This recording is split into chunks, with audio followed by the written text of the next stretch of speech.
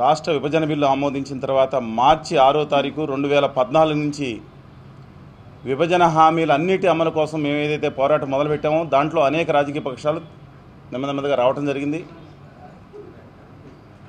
ప్రాణాలకు తెగించి ఆమరణ దీక్షలు చేయటం కానీ, ఇచ్చాపురం నుంచి హిందూపురం వరకు బస్సు యాత్రలు కానీ, అనంతపురం నుంచి శ్రీకాకుళం వరకు పాదయాత్రలు కానీ ప్రాంతం అభివృద్ధి కోసం చేశాం. ఆంధ్రప్రదేశ్ ఏర్పడిన తర్వాత మొట్టమొదటి రాష్ట్ర బంద్ విభజన హామీలు ప్రత్యేక హోదా కోసం చేసింది విభజన హామీల సాధన సమితి. దాంతో అందరూ కూడా రాష్ట్రం ప్రజలకు అంతా సహకరించారు. వెంకయ్యనాయుడు గారు దక్షిణ భారతదేశంలో నాయకుడు అనే ఉద్దేశంతో లేదా ఇంకో విధంగా ఒక తొక్కేయాలని బీజేపీ పైకి తీసుకెళ్ళింది అనేది వాళ్ళ అంతర్గత విషయమైనా సరే, ఆయన్ని నిలదీసి ఆయన్ని ఘొరావు చేసి ఇక్కడ మా ప్రాంతం కోసం ప్రయత్నించాం. బీజేపీ కుట్రలు వాళ్ళు చూసుకుంటారు, ఏదైతే దుర్మార్గంగా చేశారో. కానీ ఇప్పుడు వెంకయ్యనాయుడు గారు రాజ్యసభ అధ్యక్షులు కాబోతున్నారు. తెలుగు వాడిగా పుట్టినందుకు ఒక రూలింగ్ ఇచ్చి విభజన హామీలన్నీ పార్లమెంటు రాజ్యసభ గౌరవం కాపాడటానికి ఆయన ప్రయత్నించాల్సిన అవసరం వచ్చింది. ఇప్పుడు నెగిటివ్ పాయింట్ ఆయన వెళ్ళిపోయారనుకున్నాం, పాజిటివ్ పాయింట్ రాజ్యసభ అధ్యక్షులుగా ఉన్నారు. ఎక్కడైతే ఆయన వాదన చేశారో వాళ్ళు అధ్యక్షులుగా ఉన్నారు. తెలుగు వాడిగా పుట్టినందుకు రుణం తీసుకునే సమయం వచ్చింది. పార్టీల సంఘ తర్వాత కన్నా తల్లి రుణం తీసుకునే సమయం వచ్చింది. కాబట్టి వారు ఉపరాష్ట్రపతిగా ఎన్నికైన తర్వాత ఒక రూలింగ్ ఇచ్చి విభజన హామీలన్నీ తుచా తప్పకుండా జరగాలని వెంకయ్యనాయుడు గారు అమలు చేసే అద్భుతమైన సువర్ణ అవకాశం వచ్చిందని చెప్పి కూడా ఒక పాజిటివ్గా తీసుకోవాలని కోరుతున్నాం. అధికార పక్షం ప్రతిపక్షం రెండు కూడా ఢిల్లీ మీద పోరాడాల్సిన అవసరం ఉంది. కానీ అధికార పక్షం నిర్వీర్యం అయిపోయినట్టు చాలా ఇబ్బందికరంగా ఉంది పరిస్థితి. భయపడుతున్నట్టున్నారు వారు. మమతా బెనర్జీ గారిని చూసో ఇంకొకరిని చూసో భయపడుతున్నట్టున్నారు.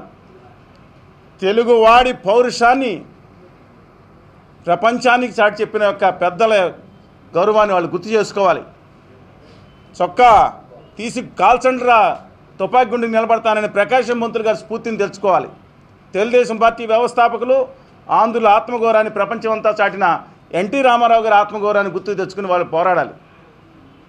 అలాగే వైఎస్ఆర్ కాంగ్రెస్ పార్టీ కూడా రాజశేఖర రెడ్డి గారు ఉండగా ఎలాగ నిరంతరం పోరాడారో లేదా సమన్వయంతో తెచ్చుకున్నారో ఇవాళ ఆ స్ఫూర్తిని గుర్తుంచుకోవాలి. తప్పితే కేంద్రం ముందు జీ హుజూర్ అనే విధంగా ఎవరు ఉన్నా తెలుగు వారి ఆత్మగౌరవానికి ఇబ్బంది కలుగుతుంది.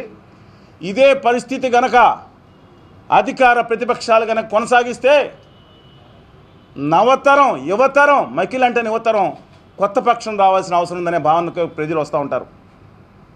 దమ్ముండి ధైర్యం ఉండి నిజాయితీతో కేంద్ర ప్రభుత్వాన్ని నిలదీసి సాధించుకోవాల్సిన అవసరం ఉంది. పెద్దలు జార్జ్ విక్టర్ గారు మేము రామాయపట్నం పోర్టు కోసం బైక్ యాత్ర జీప్ యాత్ర కూడా చేశాం. ₹1 ఇవ్వలేదు ఇవాళ వరకు. తమిళనాడుకి ఆల్రెడీ 25,000 కోట్ల రూపాయలు కేంద్ర ప్రభుత్వం అడగని 3వ మేజర్ పోర్టుకి శాంక్షన్ చేసింది. కిక్కురు మంటలేదు. విశాఖపట్నంలో రైల్వే జోన్ ఏదైతే ఉందో ఎన్నికల ముందు ఇస్తారంట. తాయిలో ఎన్నికల ముందు 4 ఏళ్ళు గడిపేసి ఎన్నికల ముందు ఇస్తారంట. చాలా ధృవీకరణ చేసే విధంగానే చెప్తున్నారు. ఇదా పచ్చి స్వార్థం కోసం రాజకీయ అవకాశవాదం కోసం చేస్తూ ఉన్నారు. ఉత్తర భారతీయ పార్టీలు ఏదైతే ఉన్నాయో నేను గట్టిగా ధైర్యంగా చెప్తున్నానండి.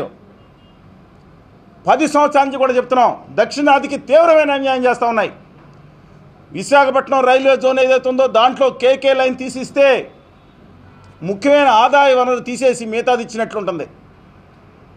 మీ కుట్రలు అర్థం చేసుకోలేని అమాయకులు కాదు ఇక్కడ ప్రజలు. రాష్ట్ర ముఖ్యమంత్రి వర్యులు కూడా విజ్ఞప్తి చేస్తాం, అమరావతి రాజధాని కడతాన్నారు, కట్టండి. శ్రీకాకుళం, కడప, అనంతపురం వికేంద్రీకరణ చేయండి. శ్రీకాకుళం జిల్లాలో ఇంతవరకు ఒక్క ఇన్స్టిట్యూట్ పెట్టలేదు మీరు. అమరావతి బాగా బ్రహ్మాండంగా నిర్మాణం కావాలని కోరుకుంటున్నాం. అదే సమయంలో అధికార వికేంద్రీకరణ కావాలని కోరుకుంటున్నాం. అమరావతి మీరు అప్పులతో కడతామని చూస్తున్నారు. మొత్తం ఆత్మ గౌరవంతో కేంద్రాన్ని నిలదీసి బిల్లులో పెట్టిన విధంగా, బిల్లులో ఆమోదం పెట్టిన విధంగా ఆల్ నెసరీ ఇన్ఫ్రాస్ట్రక్చర్కి 40,000 కోట్లు ఇతర కావాలని మీరు రాసినప్పుడు కేంద్ర ప్రభుత్వం ఒత్తిడి తీసుకొచ్చి అప్పులు లేకుండా ఆంధ్రుల ఆత్మగౌరవం నిలబడేటట్టు అమరావతి నిర్మించండి. అంతేగాని సింగపూర్కో హట్కోకో చేసినట్టు చేయమాకండి. మూడో విషయం, స్పెషల్ ప్యాకేజ్ అన్నారు. సుజనా చౌదరి గారు ఈ మధ్యన కనబడుతూ మానేశారు. వారి వ్యాపార వ్యవహారాల మీద వ్యక్తిగతంగా నేను విమర్శించను, కానీ రాష్ట్ర నుంచి ఎన్నికై మంత్రిగా ఉన్న మీరు ఎక్స్టర్నల్ ఎయిడెడ్ ప్రాజెక్ట్స్ అన్నారు, అదన్నారు, ఇదన్నారు. ₹10 రాలేదు వాడి వరకు. నిద్రపోతున్నాయి ఇక్కడ ప్రతిపక్షాలు, అధికార పక్షాలు. ₹10 రాలేదు. మధ్యతరగతి వాళ్ళు, కింద వాళ్ళు ఇబ్బంది పడతాను, పైన వాళ్ళు ఇబ్బంది, మధ్యతరగతి వారికి భయంకరమైన ఇబ్బందులు వస్తూ ఉన్నాయి. ఉద్యోగాలు లేవు. సంవత్సరానికి 3 నుంచి 4 లక్షల మంది బయటకు వస్తూ ఉంటే ఉద్యోగాలు ఎన్ని కల్పించారు? శ్వేతపత్రం ఇవ్వండి. సంఘటిత రంగంలో ఉద్యోగాలు ఎన్ని ఇచ్చారు మీరు? చీటికి మాటికి ప్రజలను మోసం చేయటం, ఏదో ఈవెంట్ మేనేజర్ లెక్కన చేయటం, ఇది మానుకోమని కోరుతా ఉన్నాను. తర్వాత ఏదైతే ఉద్యమం కోసం ఆంధ్రుల యొక్క పౌరుషాగ్నిని చాటి చెప్పడం కోసం ఉద్యమ గీతాలు, అలాగే ఆ పాటల మాలిక కూడా రూపొందించాం. విశాఖపట్నం జిల్లాలోనే ఈ నెలలోనే, ఎందుకంటే పెద్దలు ఆమోన్ సీమోల వరకు గద్దర్ గారు కానీ వంగపండి గారు అందరిని అడుగుతాం మేము. పెద్దలు విద్యులు అందరూ కూడా విశాఖపట్నం జిల్లాలోనే దాన్ని ఈ నెలలోనే 10-15 రోజులు ఆవిష్కరిస్తాం. ఆంధ్రుల యొక్క ఆత్మగౌరవాన్ని చాటి చెప్పేటట్లు నినదిస్తాం. ఢిల్లీలో పార్లమెంట్ మీదకి వెళ్ళాం. నరేంద్ర మోడీ గారి ఇంటి మీదకి వెళ్ళి 15 మంది వెళ్ళి ధర్నా చేసి ఆయన ఇంటి మీదకి వెళ్ళిన దమ్ము ధైర్యం ఎవరికి ఉందండి దేశంలో? కాంగ్రెస్ ఉందో తెలియదు, కానీ ఆంధ్ర వాళ్ళకు ఉందే. మేము వెళ్ళి ఆయన ఇంటి మీదకి వెళ్ళి వచ్చాం, వెనక్కి వెళ్ళాం. అందువల్ల హంబుల్గా మేము విజ్ఞప్తి చేస్తాను, అధికార ప్రతిపక్షాలే కలవండి. ఇప్పటికన్నా అఖిలపక్షం ఏంటి? సమయం అయిపోయింది. 3 సంవత్సరాలు ఎందుకు మేనవర్షాలు లెక్క పెడుతున్నారు? మీ ఏదో భయంతో కేసుల గురించా? ముఖ్యమంత్రి గారు, నిజాయితీ ఉంటే, మీకు నిబద్ధత ఉంటే అఖిలపక్షం పిలవండి.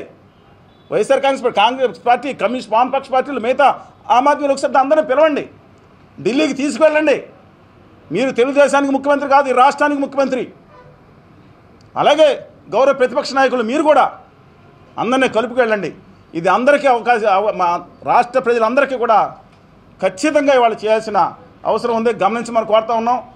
ఏదో ఒకళ్ళ మీద ఒకళ్ళు ఎమోషన్స్ పెంచుకుని కొంతమంది వారి కుటుంబ భక్తులు, వీరి కుటుంబ భక్తులు, వీళ్ళ మీద వాళ్ళు, వాళ్ళ మీద వీళ్ళు కాదండి. ఇది మీ ఇద్దరి కుటుంబాల సమస్య కాదు. ఇది మీ ఇద్దరి కుటుంబాల రాజకీయ సమస్య కాదు, ప్రజల సమస్య. ఎమోషన్స్ పెంచేసుకుంటున్నారు, ఏదో ఎన్నికలు వచ్చేసిన సందర్భంగా ఆ విధంగా చూపిస్తున్నారు. కాదు, బాధతో చెప్తున్నాం, ప్రజల సమస్య ఇది. ఒకళ్ళ మీద ఒకళ్ళు దోషం చేసుకుంటాం. కుటుంబాలు, కులాలు, మతాలు, ఉప ప్రాంతాలు విభజించుకుని కొట్టుకుని చావండి అనే విధంగా చేస్తున్నారు. పైన ఉన్న ఉత్తర భారతీయ పార్టీ ఒకటి ఈ విధంగా ప్రయత్నాలు చేస్తుంది. మనుషులు కులాల పేరు మీద, మతాల పేరు మీద, ఉప ప్రాంతాల మీద రెచ్చగొట్టడానికి. ఆంధ్ర ప్రజలారా దయచేసి దీంట్లో పడద్దు. హిందూపురం నుంచి ఇచ్చాపురం వరకు మనకు కావాలి. ఆంధ్ర వాళ్ళ అభ్యున్నతి కావాలి, తెలుగు వాళ్ళ సౌభ్రతత్వం కావాలి. గమనించమని కోరుతున్నాం, కుట్రలో పడవద్దని కోరుతున్నాం. మా ఉద్యమ కార్యాచరణ మళ్ళీ, ఎందుకంటే 4 రోజుల క్రితం సార్ చేసాం 108 పని విజయవాడలో ఆమరణ దీక్ష చేసాం, మీకు తెలుసు. జూలై 1వ తారీఖున చేసాం. అందువల్ల ఉద్యమం మొదలవుతుంది, మళ్ళీ తప్పనిసరిగా నిరంతరం కూడా కొనసాగుతుంది. దానివల్ల ఆంధ్రప్రదేశ్కి రావాలి. ఉమ్మడి ఆస్తుల గురించి మాట్లాడే దౌర్భాగ్య పరిస్థితి సంభవించింది. హైదరాబాద్లోని మిగతా చోట్ల ఉమ్మడి ఆస్తుల గురించి సుప్రీంకోర్టు తీర్మానం చేసి, సుప్రీంకోర్టు తీర్పు ఇచ్చినా సరే అమలు చేయించలేని నిస్సహాయత, నిర్లిప్తత ఈ రాష్ట్రానికి ఉన్నాయి. మీ ప్రజలకు లేవు. ఇక్కడ ప్రజలు దమ్ముగా ఉన్నారు. రాష్ట్రంలో ఉన్న వాళ్ళు అలా విధంగా చేస్తున్నారు. గమనించండి ప్రజలారా. భావోద్వేగాలతోనూ, ఎన్నికల ప్యాషన్స్తోనూ కొట్టుకుపోవద్దు. నిబద్ధతతో పోరాడటం వల్ల ఇప్పుడు కన్నా ఆ కొన్నివైనా వచ్చింది, అయితే అవి కూడా వచ్చే కాదు. ప్రజలు నిలబడి తెగించి బయటకు వచ్చి బరి మీద నిలబడి పోరాడారు. Hats off to them. మీ వల్లే వచ్చినాయి ఇవన్నీ, అందుకని రాజకీయ నాయకుల కాదు. ఈ క్రెడిట్ గోస్ టు యూ. మీ వల్ల ఉద్యమంలో వచ్చింది. గమనించమని కోరుతున్నా. ఉద్యమం కొనసాగాలి. కాకపోతే త్యాగాలు మిమ్మల్ని ఏం చేయమని ఆ రోజు ఉద్యమాలు ఆ విధంగా చేయం. కేంద్ర ప్రభుత్వానికి, ఈ ప్రభుత్వాలకి, పక్షాలకి చురకపెట్టేటట్టు, కర్రు కాల్చి వాత పెట్టేటట్టు ఉద్యమం సాగాలి తప్పితే మిమ్మల్ని మీరు హింసించుకోవద్దని చెప్పి మనవి చేస్తా ఉన్నాం.